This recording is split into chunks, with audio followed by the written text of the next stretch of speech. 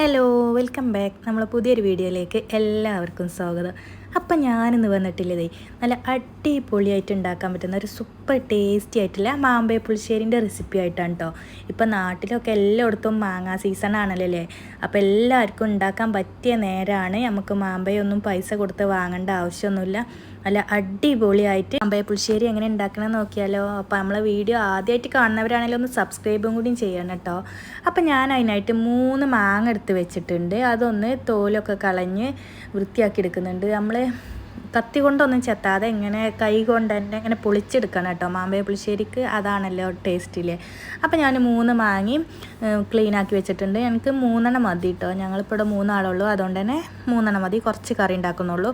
എന്നിട്ട് അതൊരു പാനിലോട്ട് ഇട്ട് കൊടുത്തിട്ടുണ്ട്. കുറച്ച് കറിവേപ്പും 2 പച്ചമുളകും കീറിയിട്ട് കൊടുക്കുന്നുണ്ട്. പിന്നെ ഒരു 1/4 ടീസ്പൂണ് മഞ്ഞൾപ്പൊടി, അതേപോലെ തന്നെ 1/4 ടീസ്പൂണ് മുളക് പൊടിയും ചേർത്ത് കൊടുക്കുന്നുണ്ട്.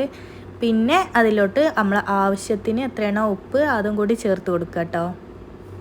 മാമ്പഴ പുളിശ്ശേരി പറഞ്ഞാൽ എരിവും പുളിയും മധുരവും ഉപ്പും കയ്പ്പും എല്ലാം ചേർന്ന ഒരു മിശ്രിതമാണല്ലോ അല്ലേ. അപ്പോൾ നമുക്ക് ഒരു ചെറിയ കഷ്ണം ശർക്കരയും കൂടി ചേർത്ത് കൊടുക്കണം.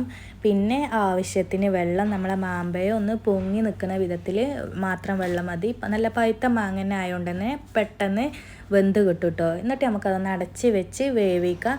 അപ്പോഴത്തിന് നമ്മളെ അരപ്പൊന്ന് തയ്യാറാക്കി എടുക്കാം കേട്ടോ. അതിനായിട്ട് ഞാൻ മിക്സിൻ്റെ ജാറിലോട്ട് ഒരു 1/2 കപ്പ് തേങ്ങ ചിരകിയത് കൊടുത്തിട്ടുണ്ട്. എന്നിട്ട് 2 ചെറിയ ഉള്ളി, ഒരു 1/4 ടീസ്പൂണ് ചെറിയ ജീരകം, നല്ല ജീരകവും ഇട്ട് പിന്നെ ആവശ്യത്തിന് വെള്ളം ഒഴിച്ച് നല്ല പോലെ അരച്ചെടുക്കണം. നല്ല പേസ്റ്റായിട്ട് തന്നെ അരച്ചെടുക്കണം. അപ്പോൾ തന്നെ നമ്മളെ വേവിക്കാൻ വെച്ച കറിയൊക്കെ ഇവിടെ വെന്ത് വന്നിട്ടുണ്ട്. ഇനി അതിലോട്ട് നമ്മൾ അരച്ച് വെച്ച അരപ്പൊന്ന് ചേർത്ത് കൊടുക്കുക കേട്ടോ.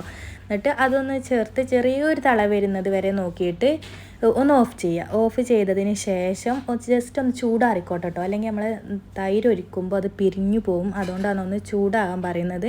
എന്നിട്ട് ചൂടാറിയതിന് ശേഷം നമുക്കൊരു 1/2 കപ്പ് തൈര് ഒഴിച്ച് കൊടുക്കുക. നല്ല കട്ടിയില്ല തൈര് ചെയ്യുന്നതിൻ്റെ അടുത്ത്.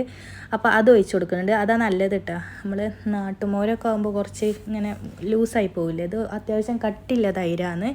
അതൊഴിച്ചതിന് ശേഷം നമുക്ക് തീ കത്തിക്കുക. തീ കത്തിച്ചിട്ട് ഒന്ന് നല്ല പോലെ തിളച്ച് വരട്ടെ. തേങ്ങയും തൈരൊക്കെ ഒന്ന് തിളച്ച് വരുന്നത് വരെ വെയിറ്റ് ചെയ്യുക.